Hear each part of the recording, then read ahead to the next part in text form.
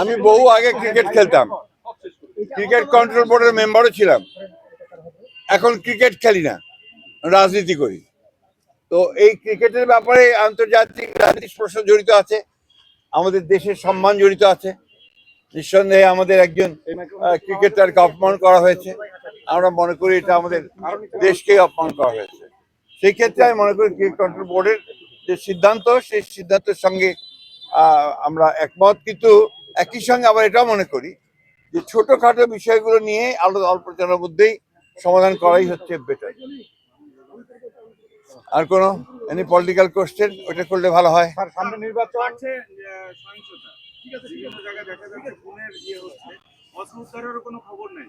বড় দল হিসেবে আপনারা এটা কিভাবে দেখেন? না, আমি গতকালই সেটা তো বলেছি আপনাদের, আপনারা নিশ্চয়ই দেখেছেন যে আমরা এটাতে খুব উদ্বিগ্ন, কনসার্ন। বিশেষ আমি মনে করি এটা সরকারের একটা ব্যর্থতাই বলবো যে তারা অস্ত্র উদ্ধার করতে পারেনি, এবং এখন পর্যন্ত আইন শৃঙ্খলা পরিস্থিতি সেই রকম একটা উন্নত হয়েছে বলে আমার কাছে মনে হয় না। তবে আমি আশাবাদী, আমি মনে করি যে নির্বাচন চলাকালীন সবাই সেটা ইমপ্রুভ করবে আরো, এবং একটা ভালো অবস্থায় আসবে। বড় দুটি দলেই দেখা যায় আওয়ামী লীগের ভোটকে টানার জন্য একটা চেষ্টা চলছে, এবং বিএনপির বিভিন্ন সাংসদ সদস্য প্রার্থীরাও সরাসরি বক্তব্য রাখছে। তো এই বিষয়ে বড় দুটি দল বলতে আপনি কোন দুটি দলকে বোঝাচ্ছেন? বিএনপি ও জামাত। আচ্ছা, আমরা তো যতদিন দেখে এসেছি বড় দুটি দল বলতে বোঝানো হতো যে আওয়ামী লীগ, যেটা এখন আপনার হয়ে গেছে, নিষিদ্ধ হয়েছে। আমি আপনার মনে করি যে এটা সবার বেলা প্রযোজ্য না। আমরা জনগণের কাছে যাচ্ছি, পরীক্ষিত রাজনৈতিক দল বিএনপি। আপনার এই দেশে যা কিছু ভালো সব কিছু কিন্তু বিএনপির অর্জন, এবং যে সংস্কার আপনার একদলীয় গণতন্ত্র থেকে বহুদলীয় গণতন্ত্রে আসা, আপনার প্রেসিডেন্সিয়াল ফর্ম থেকে পার্লামেন্টারি ফর্মে আসা, মুক্ত আপনার সংবাদ পত্রের স্বাধীনতাকে নিশ্চিত করা, বিচার বিভাগের স্বাধীনতাকে নিশ্চিত করা, সবই বিএনপি করেছে, অতীতে করেছে। বিএনপি 31 দফার মধ্য দিয়ে ওটাকে আরো নিশ্চিত করেছে, এবং এখন যে সংস্কার সংস্কার কমিশনের মাধ্যমে গৃহীত হয়েছে তার সবই বিএনপির কমিশনের মধ্যে আছে, তার প্রস্তাবের মধ্যে আছে। সুতরাং আমরা মনে করি যে বিএনপি নিঃসন্দেহে সেলফ সাফিসিয়েন্ট একটি রাজনৈতিক দল, যে অতীতে এককভাবেই সরকার চালিয়েছে, সরকারের ছিল, এবং সবচেয়ে ভালো কাজগুলো বিএনপি করতে সক্ষম হয়েছে।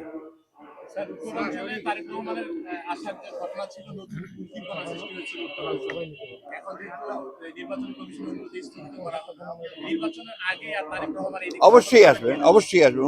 উত্তরাঞ্চল তো তার পিতৃভূমি, বগুড়া, দিনাজপুর হচ্ছে তার নানির বাড়ি, এটা তো একটা ব্যাপার আছে। তাছাড়া রংপুরে আমাদের যে শহীদ আপনার আবু সাইদ, তার কবর জিয়ারত করবেন।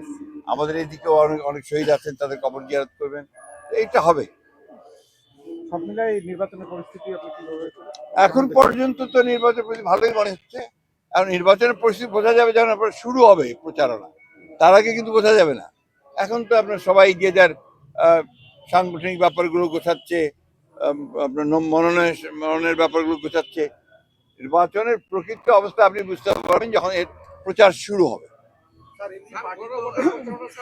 স্যার, এটা লাস্ট প্রশ্ন করতে চাই, সেটি হচ্ছে খেলা নিয়ে ভারতের একটা ইস্যু হচ্ছে, কিন্তু ন্যাশনাল আপনার ইন্টারন্যাশনাল যেটাকে হচ্ছে সব গণমাধ্যম বলছে যে এটি একটি মানে অস্ত্র হিসেবে ব্যবহার করা হচ্ছে, মানে আন্তর্জাতিকভাবে।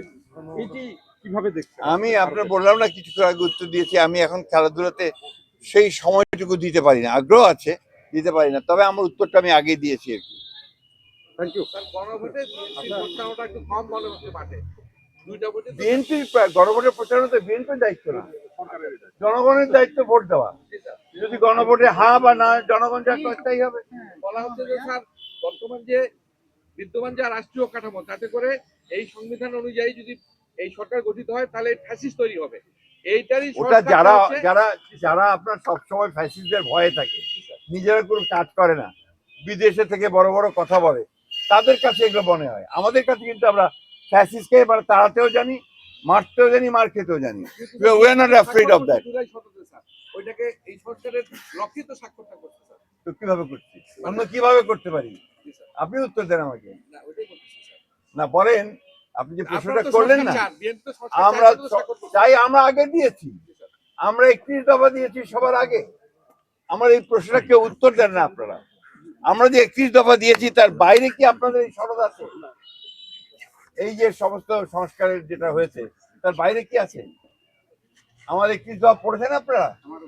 দয়া করে একটু পড়েন, পড়ে তারপরে আমাকে প্রশ্ন করবেন, ঠিক আছে? আর একটা প্রশ্ন ছিল, তিস্তা এই অঞ্চলের একটি বড় নদী, যেটার সমস্যা সমাধান বিগত কোনো সরকারই করেনি। বিএনপি ক্ষমতায় গেলে কি এই সমস্যার সমাধান? অবশ্যই আমাদের কমিটমেন্ট আছে। আমরা তিস্তা, পদ্মা এবং অভিন্ন নদী যতগুলো আছে সেগুলো সবগুলোর ব্যাপারেই আমরা ভারতের সঙ্গে আমরা এনগেজ করব এবং আমরা তাদের সঙ্গে কাছ থেকে পানি হিস্সা আদায় করব।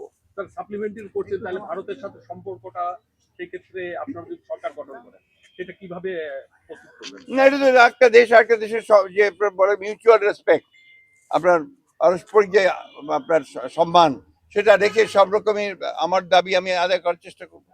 কিন্তু তারা যে বিরূপ আচরণ করছে এই ক্ষেত্রে কি আপনারা- না, আমরা যদি আপনার তাদের সঙ্গে ঠিক সঠিকভাবে ডিপ্লোম্যাটিক আচরণ করতে পারি তাহলে তাদেরও বিরূপ আচরণ কমে যাবে। Thank you sir, thank you. আপনি